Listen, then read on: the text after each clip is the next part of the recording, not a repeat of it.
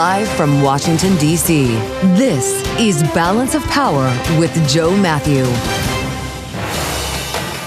No deal yet to avoid a shutdown. Welcome to the Thursday edition as a package of spending bills, including Homeland Security, fails today in the U.S. Senate. This just happened thanks to Democratic demands for new restrictions on ICE, but there were Republican no votes as well. There may be a compromise in the works. We've got eyes on the White House, and we'll discuss with Bloomberg's Tyler Kendall, who has the latest for us, with insights ahead from Congressman Gregory Meeks of New York, the top Democrat on the House Foreign Affairs Committee. And as the president's border czar tries to lower the temperature in Minneapolis, we'll have details and analysis from our political panel. It's all after a look at Wall Street. Having some trouble today following some earnings reports, beginning with Microsoft. Thanks for being with us on the Thursday edition. They just wrapped the cabinet meeting at the White House. 1 hour and 20 minutes. Not the 2 hour plus or even the 3 hour plus romp that we've seen in meetings past. There were some differences, beginning with no questions. Press pool was brought in. We heard from a number of cabinet officials, with one big exception, but no questions were taken by the president or any of the other officials in the room.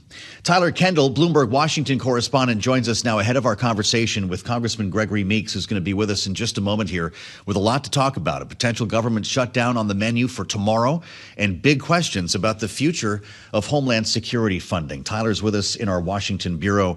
An hour and 20 minutes, no questions, also no Nome. Yeah. Kristi Noem was never called on. Right. That seems to be pretty shocking, or maybe not shocking at all, considering she seems to be the cabinet member who has been most in the news recently after we saw this recent reshuffling on the ground in Minneapolis. We saw the border czar sent in, Tom Homan, replacing the chief of border patrol, Bovino. And even though that's not directly Kristi Noem, instead, what was sort of the underlying here is that Homan is going to report to Trump, not to the DHS secretary. So it appears to have been pulling her back after what happened in Minnesota. Still, the president has maintained that he has full confidence in her. He's been asked directly whether or not she's going to leave her post, even as we've heard what's been an increased outcry on Capitol Hill, including some Senate Republicans like Tom Tillis, Lisa Murkowski, saying that she ultimately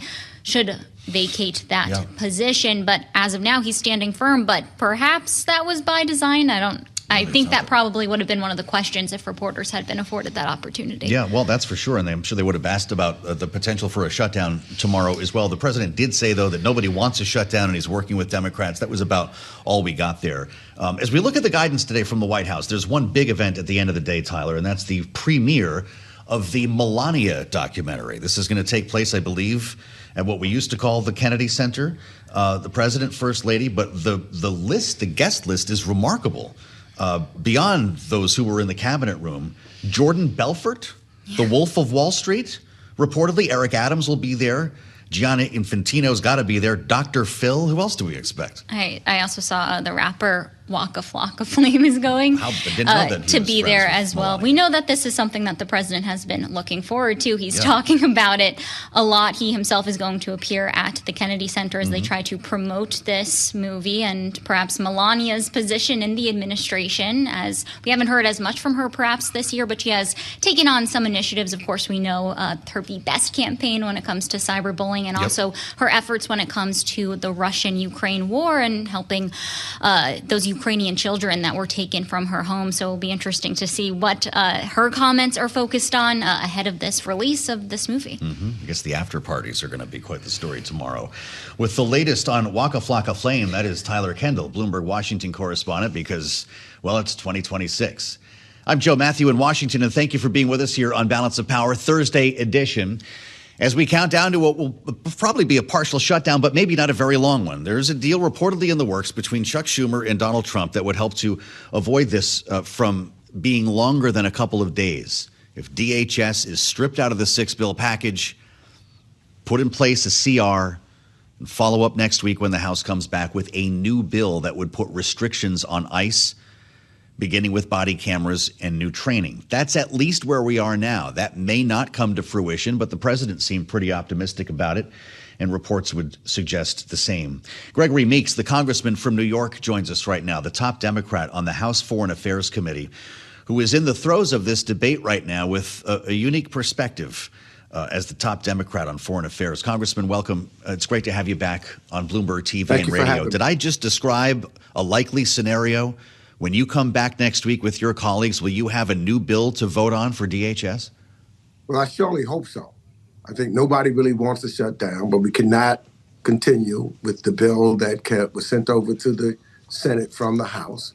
So I hope that the Senate Republicans and the president works with Senator Schumer so that we have a new bill. Well, number one, that the DHS funding is out of the other 6 bills, of which we had basically some bipartisan agreements, so that we can make sure that there are changes in the DH bill. What you said is right. We want to end roving patrols and have some enforce and accountability. We want to make sure that there's an increased transparency. We get rid of no judicial warrants, no mask. We can't wear masks. So I think that if that kind of dialogue and conversation is taking place, and I hope that Senator Thune works with Senator Schumer to pass a bill with those kinds of things in them, then we will be able to vote on a new bill when we get back on Monday. I guess the question is, will it pass the House? Because you know well that there are some strong objections in the Freedom Caucus and in other quarters of the Republican conference. But Congressman Meeks, today we saw Ron Johnson, Tommy Tuberville, Mike Lee, Ted Budd, and Rand Paul all vote against the bill that was brought to the floor, this procedural vote. What does that tell you about a likely passage in the House? Well, I think that it should pass. All we really need in the House is 3 to 4 Republicans to vote with us. And if they see that some of the Republican senators, will stand and do the right thing, that should give them the coverage to do the same thing also. Look, the situation as we see with reference to ICE is completely out of control. Accountability is not an option. It's a requirement. And Congress has that requirement of making sure that we are holding individuals accountable. And so I think that's what is at stake. That's not even a Democrat or a Republican issue. It is basically standing for doing the right thing when we see American citizens being gunned down in the streets by ICE agents. We talked with Robin Kelly a couple of days ago, Congressman, who has drafted articles of impeachment for Kristi Noem that I believe you have co-sponsored, you have signed on to. Where does that effort stand? And is her removal one of your demands for a deal? Well, absolutely. I mean, it's critical. You see an individual who is not ready, she's never been ready for the job that she has. When you make the kind of statements that she made immediately after both the shootings of Renee Good as well as Alex Preddy, without any evidence, other than what your actual eyes have seen that took place, it just shows that she needs to be gone. And so, Donald Trump used to talk about, in his reality TV days, et cetera, you're fired.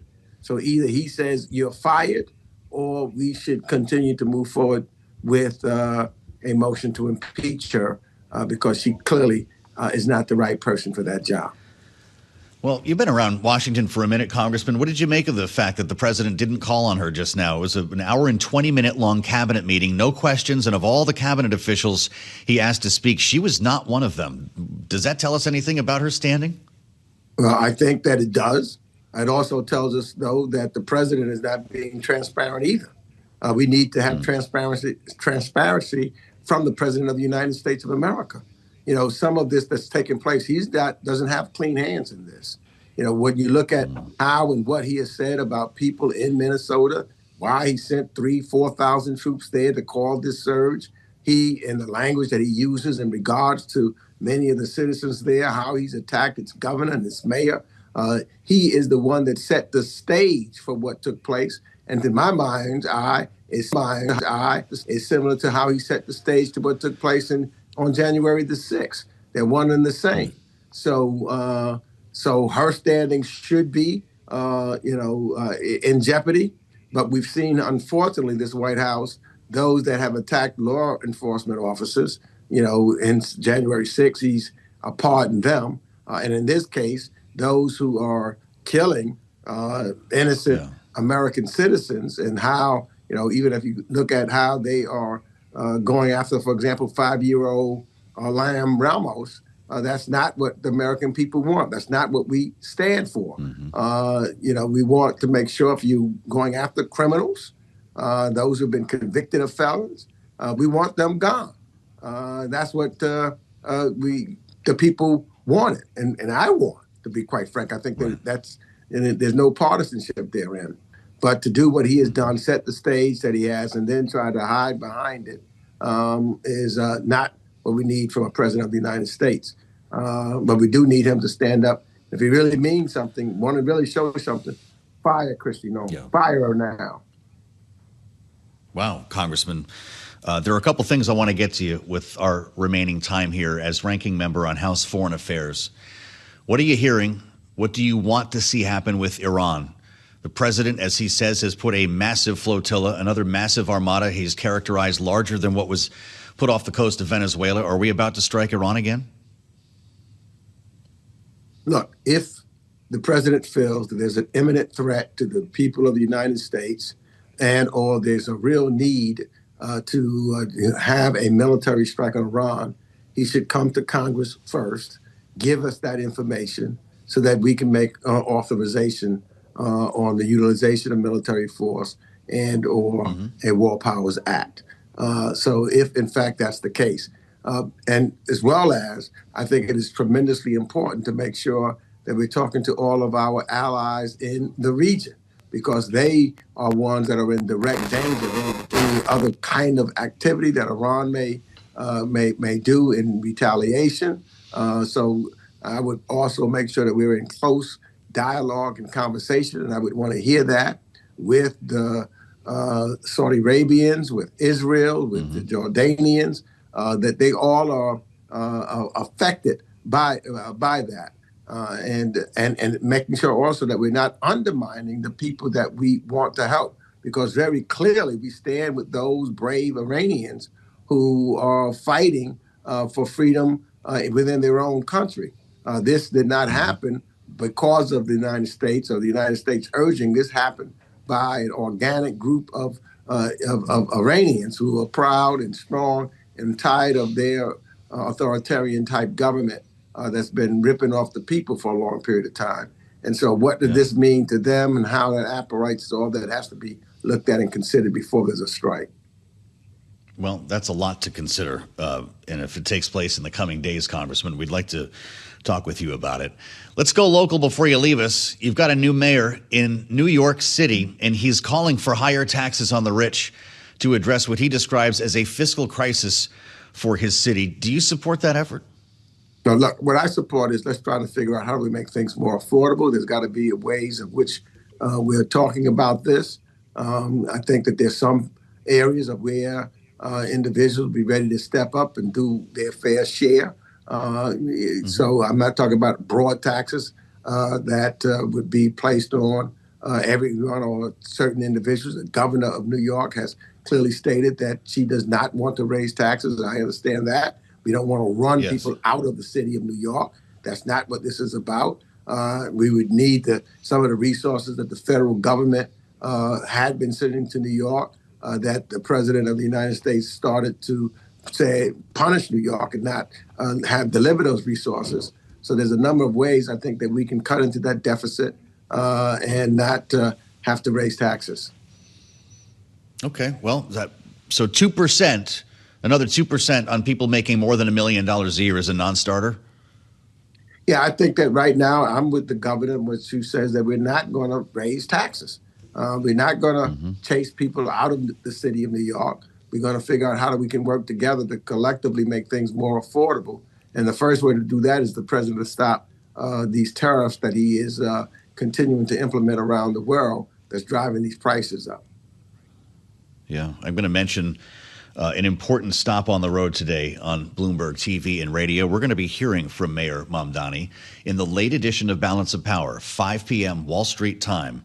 his sit-down conversation with Bloomberg's Miles Miller will loom large in our coverage this evening, and I hope that you will be here for us when that takes place later on. Fed independence is also on the menu in Washington right now. Congressman Meeks, the president just said in the cabinet meeting that he will announce his pick for a Fed chair next week. What are you anticipating? Well, look, this president seems to be wants to be a king. He wants to be able to control the Fed and not have it as an independent board, to make its decisions based upon the economy and what it believes is the appropriate way to move. So I would hope, I mean, the president is free to choose whoever he wants to be on the board. But, you know, the kinds of acts, I would hope that we don't have someone who just wants to rubber stamp whatever the president says and does for political purposes. One of the things that has been most important by the Fed is their independence, so that they can make a decision based upon the economic totality of which they have to deal with. And so that is what sustained us and why others would have invested in the United States, because of that kind of sustainability and independence. And I would hope that the president will continue, or the Fed will continue in that manner. Mm-hmm. Well, I know that that's important to you as a member of the Financial Services Committee, and as long as Tom Tillis is stopping things down in the Senate, this could be a longer conversation, Congressman. It's great to see you, and thank you for joining us, as always, on Bloomberg. That's Gregory Meeks, Democrat from New York's 5th and ranking member on the House Foreign Affairs Committee. We'll assemble our panel next for their take on all of this as we count down to what likely will be another short and partial shutdown at the end of the day tomorrow. This is Bloomberg. Well, thanks for coming along today. Thursday edition, we have news. The bills failed, which should come as no surprise if you listen to this program. This was the combined 6-bill minibus, as we call it, including the Department of Homeland Security, right? Each agency gets its own bill. This is how we keep the government from closing. This 6-bill package, though, failed because of that one bill. And there's a deal in the works, supposedly, reportedly, and the president acknowledged it today, says he is working with Democrats. That's between Chuck Schumer and Donald Trump to craft another bill that would be voted on presumably next week when the House gets back, that would put restrictions on ICE enforcement, body cameras, training, and the rest. We've been talking about this now for days. So if they put a CR on DHS, let's get to the alphabet soup. We avoid a shutdown, actually. The other agencies will be made whole, and then next week the restrictions would follow. That's the perfect case scenario. And when we heard from John Thune, of course, the Republican leader, the majority leader in the U.S. Senate yesterday, he gave us his take on these possible negotiations. Listen. A government shutdown is not in anybody's interest. If there are things that the Democrats want that the administration can agree, with them about, then let's do that. This is not border security. This is not law and order. This is chaos. Senate Democrats are united on a set of common sense and necessary policy goals that we need to rein in ICE and end the violence. Thune and Schumer, we already heard from Trump in an 1 hour and 20-minute long cabinet meeting. So let's assemble our panel for their take. Republican strategist Maura Gillespie is with us from Bluestack Strategies, and Democratic strategist Arshi Siddiqui is with us as well. With me here in studio, founder, CEO of Bellwether Government Affairs. It's great to see you both. Both of you, I should note, worked for former speakers. Arshi worked for Nancy Pelosi, and Maura worked for John Boehner. So we're going to get the view from the Speaker's office, which will be the center of the political universe next week. Maura, what does Mike Johnson need to prepare for, knowing that some members of his Republican conference, beginning in the Freedom Caucus, do not want to see a rewrite of DHS, and they're already in no? Well, right now, he's also got to deal with a logistic challenge, right? I mean, members are not there in the House. He is, but members are not in D.C., and so he's going to have to sort out how many people he can get back by Monday. People are on Codell. I believe he mentioned to some reporters today that it is a numbers game and trying to get people back on the Hill to do this vote Monday. So that's part of the challenge. I think the other challenge is, how long the CR goes. there are conversations being had right now in the Senate between Republicans and Democrats who are disagreeing on the length of a CR for DHS funding because they are concerned about giving too much time to negotiate. And so I do think that will, to your point about Freedom Caucus members, that'll dictate sort of how they land on the issue. But by and large, I think Republicans recognize that taking the DHS funding out of this and making that a CR is the best case scenario and the best path forward right now. Is that the best case scenario for you, Arshi, knowing that there'll be some time to negotiate in that world? What would be an appropriate duration? Obviously, nobody's coming back from the House this weekend. They're all encased in ice somewhere. In fact, Mike Johnson told Bloomberg Government, we typically have 72-hour notice. We're waiting for the Senate to take action to determine the course. So we're already into next week. Funding lapses. Well, I guess in that one agency, or all, I guess it would be all six if the House didn't get a chance to follow up on that vote. Is a week enough? Is it weeks? Well, I think two points. One is, I mean, there could be an exploration of a UC in the House. Yep. I mean, as you know, the Speaker has quite a bit of latitude on how he deals with the floor. That would take a Christmas miracle, though, would it not? I mean, I think at the end of anything unanimous in the House right now. Well, if all the members aren't back, that's one piece. And then other piece is, like, all roads lead back to Donald Trump, right? And this deal is fairly straightforward in terms of these protections, in terms of training, background checks, et cetera. So it is something that can be put together quickly. I do think time is of the essence, so a short-term CR makes sense, but too much time I don't think helps move this process forward. Are you encouraged by the Republicans who voted no today?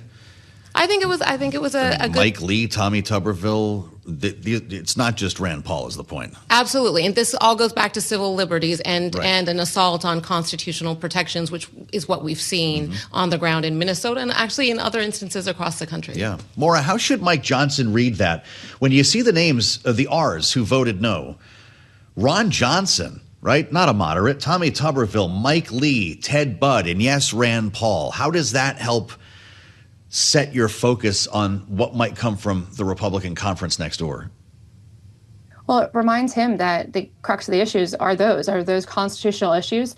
And I do think that you're also seeing a bit of the fraying of having given so much authority to the president and to the White House in terms of things that should normally be, decided by Congress and involving Congress in conversations that require votes from congressional input. And so you're seeing that frustration and really the drawing of a line in the sand here by some senators who feel as though this is going too far and they're going to clamor back some of what they believe their constituents are asking them to do. I did think it does give him some room to convince maybe some of his hardline members in the House to point to those members and say, here's what Senate, Tuberville did. Here's what Senator Lee did. Kind of look to them and try and convince them to go with him on this minibus journey that they're now going on. And I think that'll help him steer the ship back to where it needs to go. I do also think that President Trump not taking questions at the end of that cabinet meeting today signals to me that he is really serious about having these conversations and negotiations. And that's a positive because otherwise, he would be lamenting more or less to the press or trying to get, Senate Democrats to bend to his will. But here it shows that he is actually making the good faith effort to get a solution. And that's a positive, not only for Congress, but for the American people. That's a really smart observation, Maura. We can look at this a couple different ways. He did not call on Kristi Noem, and I'm sure there were multiple reasons for that. But in an hour and 20 minutes to not go to questions means something. I mean, look, this could have been a 3-hour-long cabinet meeting like we had a couple of months ago with endless questioning. He clearly doesn't want to spoil what's in the works here, huh? I mean, I think the stakes are really high, and we've seen 2 U.S. citizens. I mean, we saw that over and over. It's playing on cable TV constantly. Right. So I think that kind of goes back to the issues, and then we go back to the constitutional protections. I mean, I think those Senate votes do really indicate. I mean, we're talking about freedom of speech, the right to actually protest peaceably, right to bear arms. All of these issues are coming out in full force on the streets. And then we haven't even talked about the economic impacts in terms of across the country what these indiscriminate raids are doing to folks who are actually staying back at home, not working in hotels, restaurants, all of that. That's also a drag on the economy. Well, I'll tell you what, this all brings us back to the state of Minnesota. We probably would not be having this conversation if it were not for the fatal shootings in Minneapolis. And we've got pretty big news on the governor's race there. First, it was a shocker when Tim Walz says he was not running for re-election. Now, as some saw coming in the last couple of days, Amy Klobuchar is going for it. The senator announcing she is running for governor of Minnesota, where, of course, this entire story has been swirling. And she's up with a video. That's the way you do it now to announce her candidacy. Watch and listen. I am running for this job for every person who wants their work recognized and rewarded. For every Minnesotan who wants to buy their first home. For every parent who wants a better world for their kids. I'm running for everyone who wants more affordable health care. For every student, farmer, dreamer, and builder. And I'm running for every Minnesotan who wants ICE and its abusive tactics out of the state we love. What do you think of the presentation, Arshi, going right for, if you're listening on the radio, she's showing the streets of Minneapolis at this difficult time, going right for the issue that's driving this whole debate? Well, I actually also think she meets the moment. Mm-hmm. You know, you notice she's used the word every multiple times. So It's not that she's going to represent Republicans or Democrats or, just really focus on one group. She's going to represent everybody in the state. Mm-hmm. And I think that really reflects who she is as a legislator. She is a fighter, but she's also a pragmatist, and she's experienced. So I think there are a lot of good synergies, and we need that kind of spirit in Minnesota to bring people together rather than tearing them apart. So you like this idea. Minnesota backed Kamala Harris over President Trump by 4 percentage points in the presidential election. Maura, what's this race going to be like?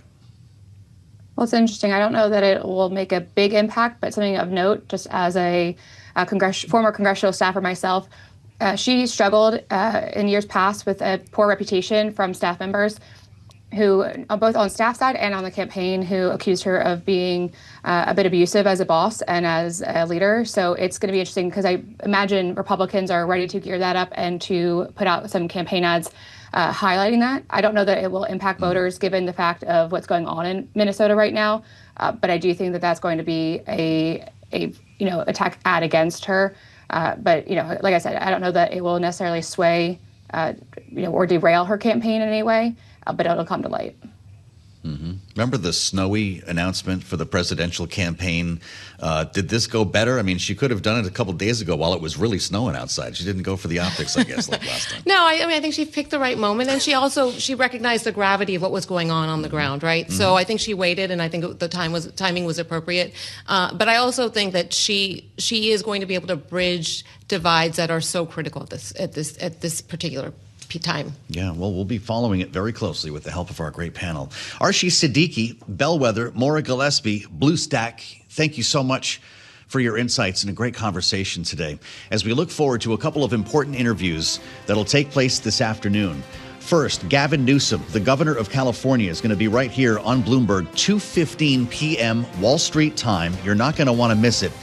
And on the late edition of Balance of Power, 5 p.m. Eastern Time, our conversation with the new mayor of New York, Zoran Mamdani. He'll be sitting down with Miles Miller at City Hall, and you'll want to be here for it. 5 p.m. Eastern Time, only on Bloomberg.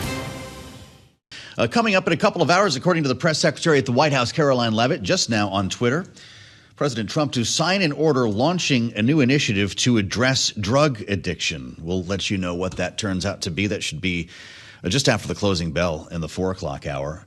All ahead of the big premiere tonight. It's the Melania documentary being premiered at the Kennedy Center, and it will be a who's who of the administration, of course, beginning with the president and the first lady. The Hollywood Reporter adding a bunch of names to what is a pretty carefully curated guest list, it looks like. Jordan Belfort will be there. The Wolf of Wall Street, former New York City Mayor Eric Adams, FIFA President Gianni Infantino, Dr. Phil will be there, a collection of former NFL players, UFC fighters, Waka Flocka Flame will also be on the red carpet. The after parties will follow. There's an official party and one that Don Jr. Is putting up. And this film that Amazon paid $40 million for is going to be opening across 1,500 movie theaters beginning tomorrow. Just don't look for Jim Justice on the red carpet. With news today from Notice, his favorite haunt in the area when he goes out for steak is not the prime rib, it's not the Capitol Grill, it's not Joe's Stone Crab, it's the Outback Steakhouse. There's one in Arlington that he likes to go to, and he has a special booth for Baby Dog. This is where they hold staff meetings, according to notice. The president held a cabinet meeting earlier. It went 120 minutes long. Well, I should say an hour and 20 minutes. I'll get the math right here. He never called on Kristi Noem, who was at the table. We did hear from Tom Homan earlier today, though. Remindingly, went to Minneapolis in the wake of the fatal shooting last weekend to try to dial down the temperature. And in his conversations with local authorities, with the Mayor Fry of Minneapolis, with the governor, Tim Walz, he talked about new tactics, a new approach on the ground that would start unwinding some of what we've been seeing, including roving ICE agents. Here's what Tom Homan said in his morning news conference. So if we get these agreements in place, that means less agents on the street. More agents in the jail means less agents in the street. This is common sense cooperation that allows us to draw down on the number of people we have here. Yes, I said it. Draw down the number of people here. We will conduct targeted enforcement operations. Targeted, strategic enforcement operations. Two important words there. Draw down and targeted. Great opportunity to spend some time with Brian Gant, the Associate Dean of Technology and Assistant Professor Cybersecurity at Maryville University. He's a former Secret Service special agent and has unique perspective on what we're talking about here, the tactics on the ground. Brian, welcome back to Bloomberg TV and radio. Are these positive moves to start dialing down, drawing down the number of agents who are there, and also taking a different approach when it comes to roving, having actual targeted missions with a warrant and a destination? What do you make of this? Well, first of all, thanks for having me, Joe. But yeah, I welcome what we just heard about the potential drawdown. The tactics that we've been seeing over the last few weeks or few months, the roving agents, sometimes we would refer to them in law enforcement as jump out squads. Those types of tactics do nothing more than incite and cause confusion and disruption. And when you want to basically divide the two, when you want to have a kind of a arresting unit and you want to kind of have a unit controlling would-be trespassers or those who are trying to interject themselves, you want to have targeted operations so you can keep down the level of confusion. How important is the training aspects of this, Brian? It's not as tangible as body cameras or no masks or some of the other things that we've heard about here. But some of these agents in the rush to try to gain more presence on the ground were apparently seeing 47 hours of training before they're finding themselves in the line of duty. How important will it be to make changes to the training of these ICE agents? The training is very, very critical, Joe. Whether it's deportation agents or it's officers, or if it's ICE agents. Half of my Secret Service class was ICE agents at the Federal Law Enforcement Training Center in Georgia. We went through 7 months of training, and we were taught, some of the worst things you can do when trying to effect an arrest is get to the ground, because anything can happen, right? And so whether it's getting to the ground, it's causing disruption, some of those tactics we were taught in that 7 months. You want to stay away from, right? It's all about control. It's all about de-escalation. And what I've been seeing lately is none of that, right? I haven't been seeing the level of control from officers and agents, controlling the scene, right? And sometimes, people don't understand being put in handcuffs is not only for safety of the officers or the agents, but it's for safety for the citizens as well, right? But when you see grappling going on and ground fighting and things of that nature, there's no control. And unfortunately, you see what we had this past weekend, the unfortunate death. What do you think of the issue of masks, Brian? This has been very controversial, and we've heard Tom Homan and others describe the need for these agents to wear masks so they are not identified in public, so they're not doxxed and their families are threatened. Is there some validity to that argument? Because we're talking about potentially here in this new legislation that's being crafted in Washington having a no mask rule. Yeah, I can understand from a safety perspective, being an agent for almost 20 years. Sometimes you go into situations where you want to protect your identity because you're concerned about your family and loved ones. But the environment that we're in now,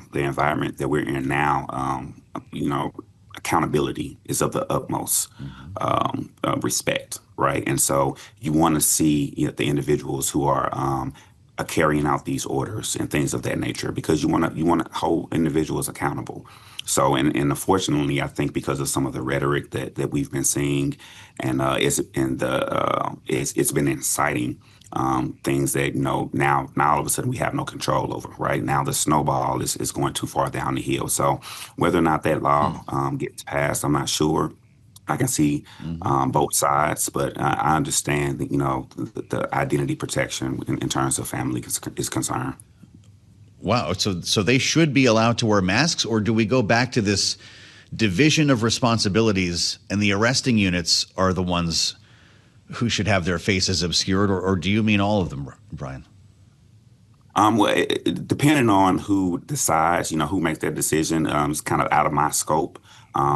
What I'm saying is I can see both a side of those wanting to protect themselves from a family perspective, but I also can see an accountability side, on the other side as well. So depending upon the operations, and I'm not familiar with the exact operations and what's being pushed down from Homeland Security in terms of those orders. I've heard varying reports on how they choose to divide and conquer in terms of affecting arrest or actually protecting those who are lawfully protesting.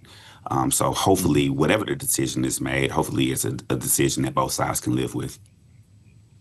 Is this specifically about the tactics of ICE or the wider issue of militarizing our law enforcement in America? I think it's a little bit of both, right? Nobody wants to go down the street and see officers with automatic rifles slinged across and with masks on, right? It already heightens up the level of tension in an already very, very tense situation, right? But there's also a level of protection that needs to be held with those officers as well. Right. You often have times, people come from outside, let's say the Minneapolis area, to particularly incite riots and mask themselves as peaceful protesters. And they're there to pick a fight and then they leave. Right. And that gives those who are there lawfully protesting a bad name. So, you have to find, and what I'm hearing, whether it's the drawdown of troops, officers, ICE agents, and whether there's some cooperation, a little bit more cooperation that's going to be held between maybe state and local law enforcement. That's what you want, right? You want to have that state and local law enforcement because they have more of that community aspect, the community policing aspect, where they can bring down the tension level that's there. But when you have people coming from the outside, those who you don't know, that tension level always rises. How does this spill over into your former job as a Secret Service special agent? We've talked about a lot in the past year, certainly since Butler, the needs to reform the Secret Service, to better fund the Secret Service, to do its job on one end of Pennsylvania Avenue. Now we're talking about Capitol Police having additional resources with members of Congress to protect, with hostilities against members and their families up 57% over the past year, according to Capitol Police. Do events like the ones we have seen in Minneapolis make it more difficult to secure our elected officials here in Washington? It does. It's a difficult job in terms of, especially if you have any kind of open air rallies, any kind of parade routes. As Secret Service agents, we are always taught to, if we can have our say, to be in a hardened facility, a covered facility. Those are the things that we want because it provides maximum protection, right? One way in, one way out, ingress, egress routes. But we all know that there's a fine line that you have to toe there. There's a fine line during a campaign when White House staff wants our elected officials to be seen, and they want them to be able to do rope lines and things of that nature. So the job always gets harder, right? And so you just have to do what you can do to provide maximum protection as much as possible. And in these days and times, that's becoming very, very difficult. Well, that's for sure. The attempted attack against Ilhan Omar that we saw just a couple of days ago. This guy, that was not outdoors. They were actually in a pretty small room for a town hall. He got up and tried to spray something at her that came out of a syringe. She was tackled by security. She appears to be okay. But Brian, it really reminds us of the threats facing all elected officials right now, doesn't it? Yeah, it does. It's kind of a job with a double-edged sword, right? We need our elected officials to make these decisions and move our country forward. But now we're in a environment of where, our elected officials are being threatened, are being killed. And it's very, very unfortunate. So hopefully calmer heads can prevail and we can get back to the business of doing what we need to do to protect the citizens. So that's what it's all about. Brian, it's good to see you again. Brian Gant, Maryville University, former Secret Service. Thank you for the insights today on Bloomberg TV and radio. I'm Joe Mathieu in Washington. We're looking ahead to a couple of important interviews that you're going to want to make time for. One of them is only about 20 minutes away with the governor of California, Gavin Newsom, live on Bloomberg TV and radio coming up 2:15 Eastern time. And on the late edition of Balance of Power, when you and I meet back here at 5 p.m. Eastern, a sit-down conversation with the new mayor of New York, Zohran Mamdani, at City Hall with our own Miles Miller in an important conversation that will help to drive our coverage. We'll be spending some time as well with Senators Dick Durbin and Ted Budd after the vote today failed in the U.S. Senate. Both of them, by the way, voted no, the D and the R, setting up a likely partial government shutdown, but also a deal that could emerge in just days when it comes to DHS funding and redialing restrictions on ICE that we were just discussing with Brian Gant. This is going to be a big part of our coverage on the late edition of Balance of Power as we get a sense of what form that deal might take between Democrats and the president. I'm Joe Mathieu. This is Bloomberg.